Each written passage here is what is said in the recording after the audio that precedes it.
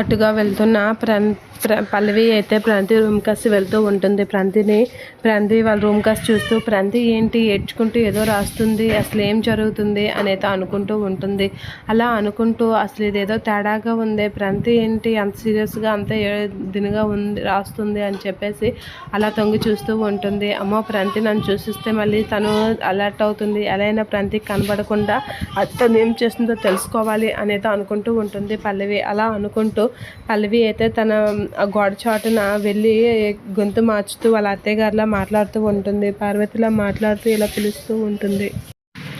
పార్వతిలా గొంతు మార్చి అమ్మ ప్రణతి రా ఒకసారి అనైతే పిలుస్తూ ఉంటుంది. అలా పిలిచేసరికి ఈ టైంలో అమ్మ ఎందుకు పిలుస్తుంది అనైతే ప్రణతి అక్కడ పేపర్ బ్లాంక్ పెట్టేసి వెళ్ళిపోతూ ఉంటుంది. ఇక ప్రణతి బయటికి వెళ్ళిపోవడం చూసి పల్లవి అయితే లోపలికి వెళ్ళి ఏం రాసింది అని చెప్పేసి అయితే లోపలికి ఎవరు ఉన్నారా లేరా అని చెక్ చేసుకుంటూ లోపలికి వెళ్తూ ఉంటుంది. అలా ప్రణతి లోపలికి వెళ్ళి పల్లవి లోపలికి వెళ్ళి ఏం రాసిందో చెక్ చేసుకుంటూ ఉంటుంది. అలా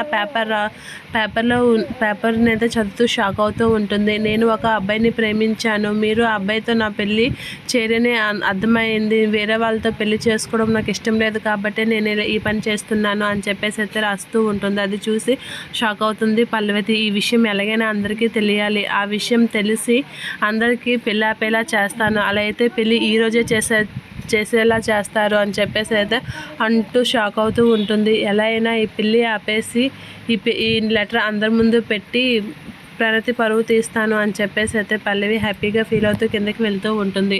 అలా కిందకి వెళ్తూ పల్లవికి అయితే ఒక ఆలోచన వస్తూ ఉంటుంది. ఈరోజు కానీ ఈ లెటర్ అందరి ముందు పెడితే గ్యారంటీగా పెళ్ళి ఆపేస్తారు, అందులో ఏముంటుంది, అదే పెళ్లి మండపంలో పెళ్ళి ఆగిపోతేనే కదా బాగుంటుంది అని చెప్పేసి పల్లవి అయితే ఆలోచిస్తూ ఉంటుంది.